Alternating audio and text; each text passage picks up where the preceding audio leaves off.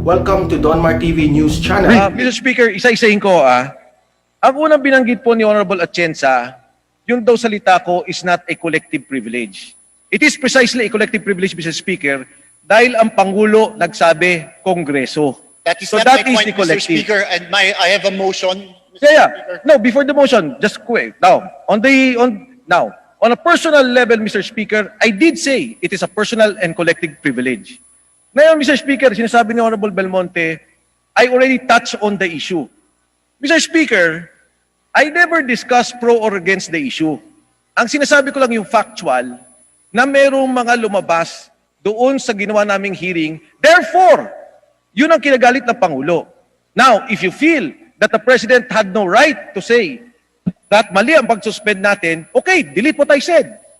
That there was condonation, that there was suspension, because that is the statement of the President.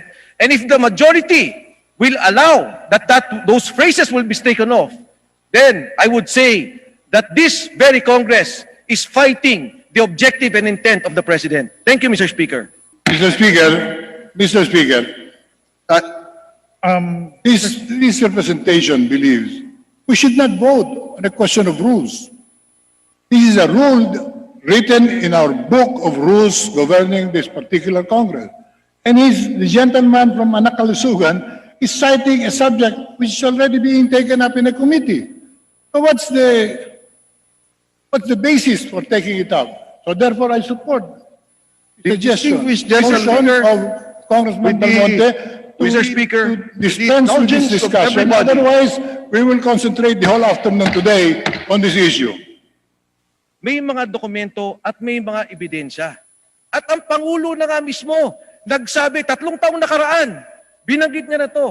Kagabi, nagalit na siya sa Kongreso. Bakit natin hinto at ibibigay sa Ombudsman? Ang tanong ko, Mr. Speaker, ano ang ating gagawin? Ang tanong ko, sa liderato ng ating Kongreso, hindi ko na babanggitin ang pangalan. Dahil sabi ni Congressman Herrera, wag mo na sabihin ang pangalan ni Speaker Lord Velasco.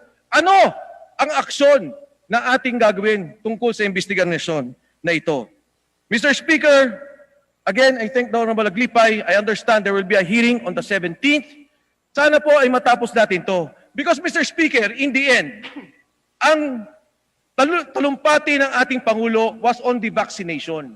And he mentioned that the payment for vaccination will come from loans.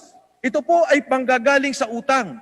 At ang utang na yan, manggagaling sa DBP at sa World Bank. Ang pera po ng DBP ay pera ng taong bayan. Yan po ay pera ng gobyerno. At responsibilidad ng Kongresong to na hindi payagang maulit muli ang pagkawala ng pondong yan. Dahil yan po ay hindi natin pera, hindi perang pribado, kundi pera ng sambayanang Pilipino. Thank you, Mr. Speaker, and good afternoon to everyone. The distinguished gentleman from Anakalusugan Party List has 10 minutes. Please proceed. Thank you, Honorable Estrella, our presiding officers, Mr. Speaker, the Honorable Lawrence Defensor. Let me just quote Section 105 before I begin, Mr. Speaker. Questions of privilege. Questions of privilege are urgent matters, directly and principally affecting the duties, conduct, rights, privileges, dignity, integrity, or reputation of the House or of its members, individually or collectively. Nabanggit ko po, Mr. Speaker, no ako'y nagpaalam sa ating kagalang-galang na Majority Floor Leader, na ako po'y tumatayo on a question of personal and collective privilege. Sa kadahilanan na ang Pangulo po ay nagsalita kagabi tungkol sa investigasyon na isinasagawa sa Development Bank of the Philippines, na kung saan binanggit niya na nagkaroon ng suspension. At if I may quote him directly, sabi niya, hindi maganda para sa atin yan. Mr. Speaker, the President also stated that there are many investigations of banks. But in this particular case, when we were about to investigate the Lopez loan, we suspended the investigation. At idinugtong niya, Mr. Speaker, na ito daw po ay ibibigay niya na sa Ombudsman. Now, Mr. Speaker, let me begin by saying that I already spoke with the Honorable Aglipay, who was here with us in plenary, the chairman of the Committee on Good Government. At nagpapasalamat po ako, Mr. Speaker, dahil ngayon po nagkaroon kami ng paglilinaw kung ano ang tatahakin at direksyon ng Committee ng Good Government. at ng ating Kongreso. Importante, Mr. Speaker, yung sinabi ng ating Presidente at kung ano ang aksyon na gagawin ng ating Kongreso ukol sa investigasyon na ito.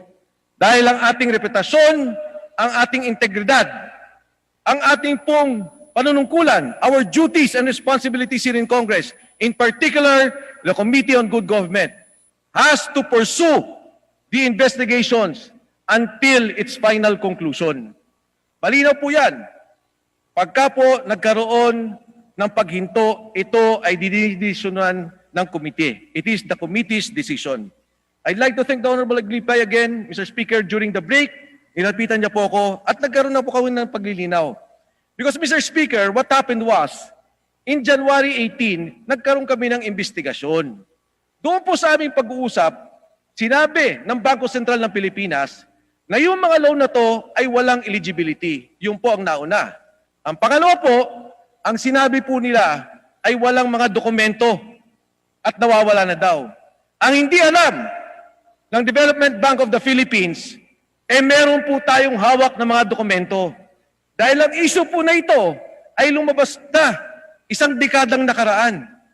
No less than the columnist Neil Cruz of the Philippine Daily Inquirer, God bless his soul, wrote about this issue of condoned loans of the ABS-CBN Lopez Group. And Mr. Speaker, it was in fact the very statement of President Duterte that there are condoned loans. And during that hearing, Bangko Sentral ng Pilipinas was affirming that there were loans not given eligibility.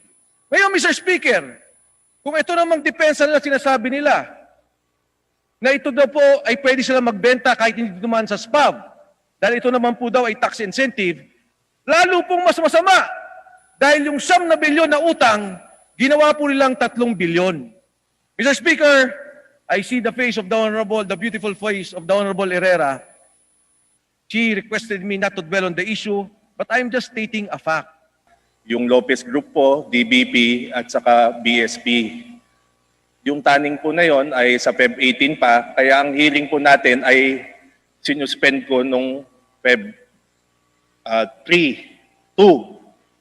Nung Feb 3 po, natawagan po tayo ni Speaker and in-instructionan niya tayo, biski hindi pa Feb 18 is mag-hearing na. Yung utos po na yon nung Feb 3 ay sabi ko, Speaker, kailangan po kahit konting oras mabigyan natin kasi 15 years ago pa po itong mga papeles na to.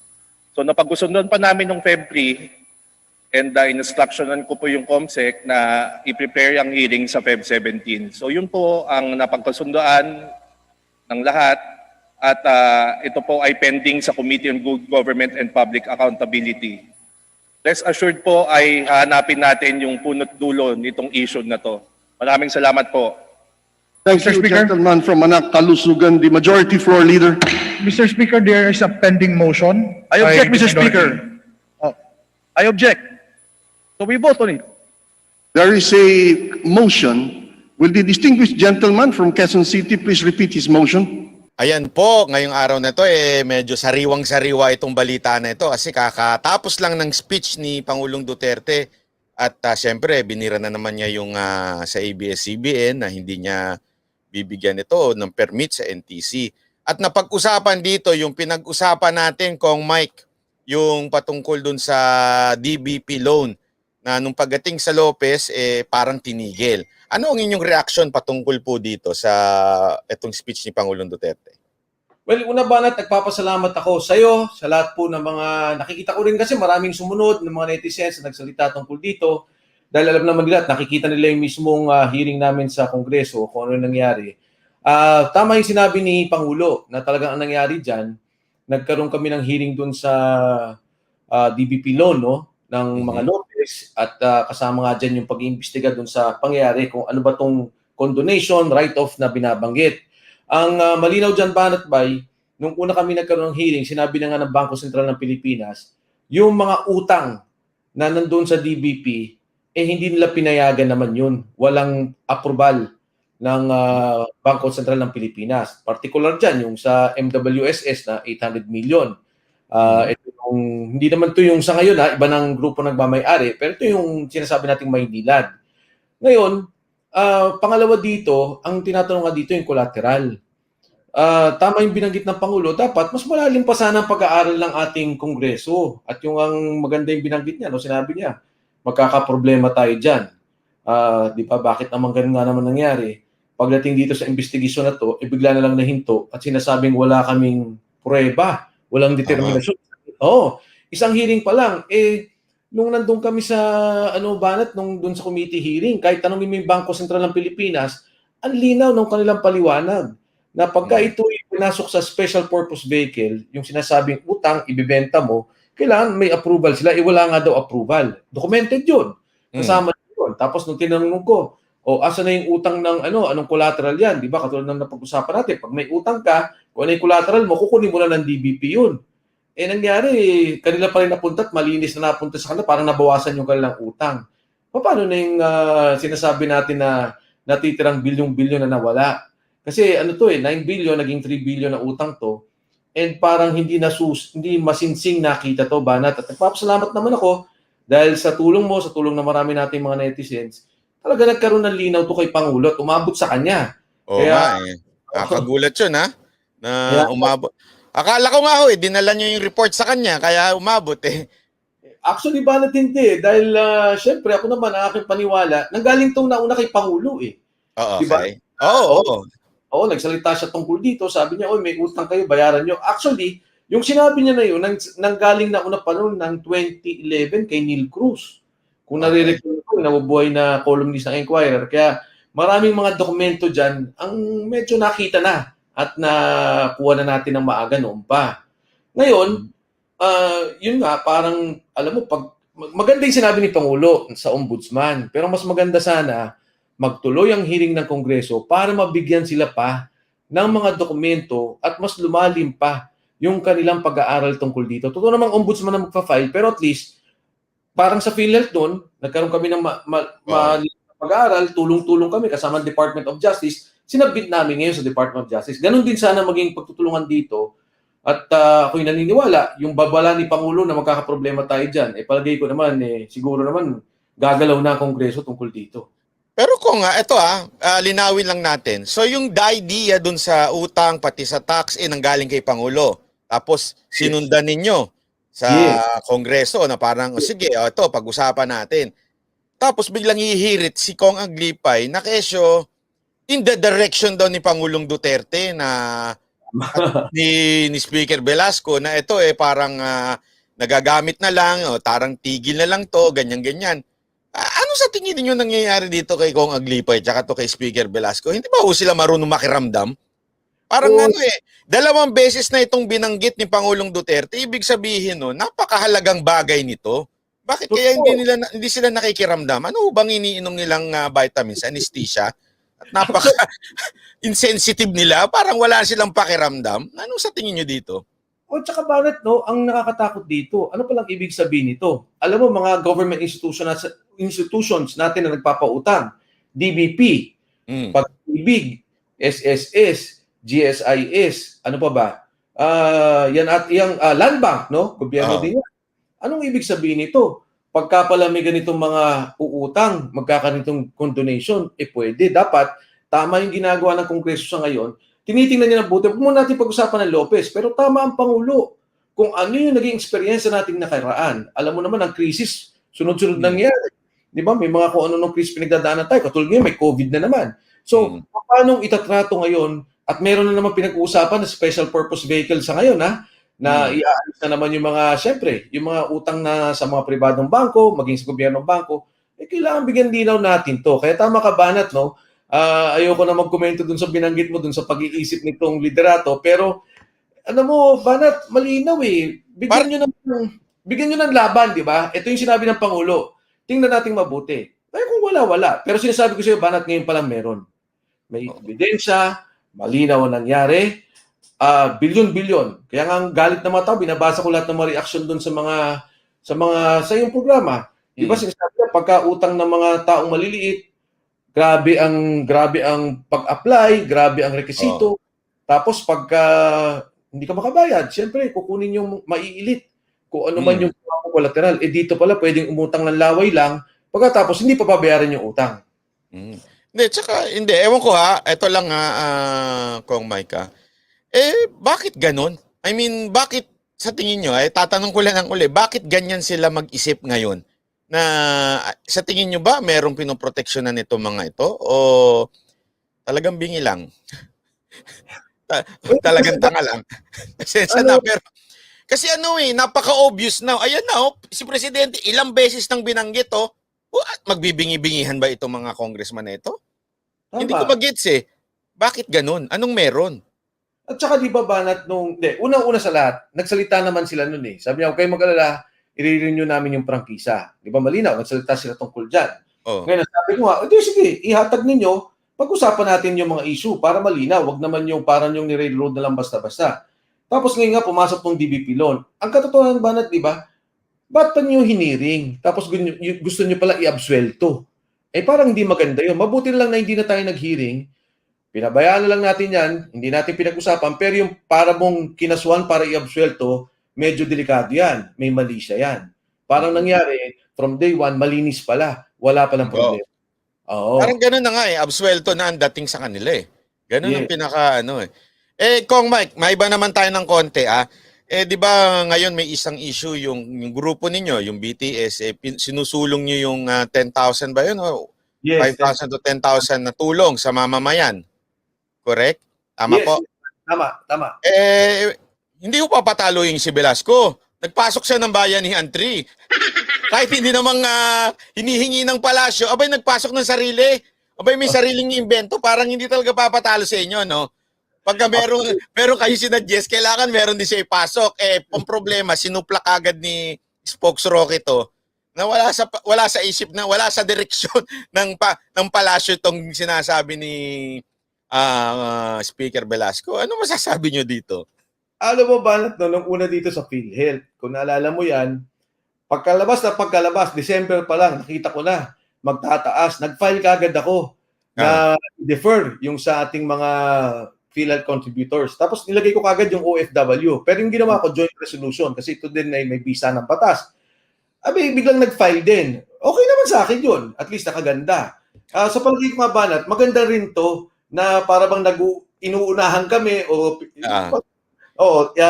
sinasaklawan yung pag-iisip namin kasi kahit pa paano naman, hindi ang taong bayan naman na makikinabang Pero yun nga masama, parang nag-file ka na ng batas, imbis na magtulong-tulong ka, hindi, ako magpa-file at ito yung final ko ang aprubahan natin. Ganyan na nangyayari. Hindi, kaya lang ako, ang point ko dito, ito tapos na Ito, napakahirap pang pag-uusapan tong bayanihan act, masyadong malawak to.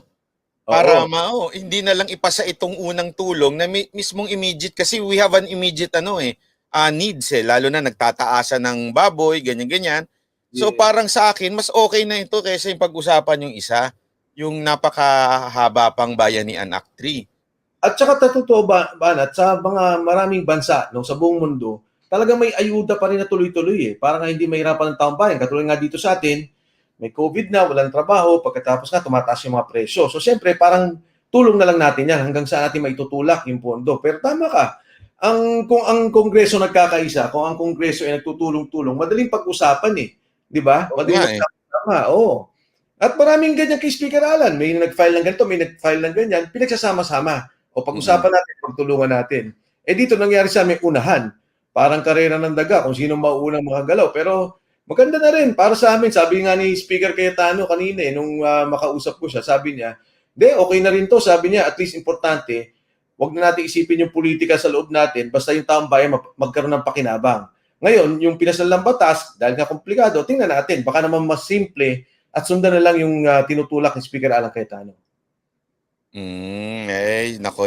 Anyway, sige, kung ganun, basta ang importante, tama kayo, matulungan ng taong bayan kaagad-agad. Yes, Ang atin lang naman yung mabilis Diba? Yun lang naman yung concern kasi dapat ang kayo, Kamarize, mabilis talaga kayo mag-responde dun sa natatamang panahon, agad-agad. Yun naman ang concern. Pero yung laman po ba ng Bayanihan Act 3 na sinasabi nila, nakita nyo na? Ano bang... Wala pa Banat, pero sabi nga nila, nag-file daw sila na tungkol dito, pero hindi pa rin namin nakikita kung ano yung nilalaman nito. Pero katulad nga ng mga bayanihan, tama yung binanggit mo eh. Iba-ibang component niyan, medyo siyempre, mas komplikado ng kaunti kung ikukumpara mo doon sa simpleng programang pag-aayuda at pagtulong sa tao.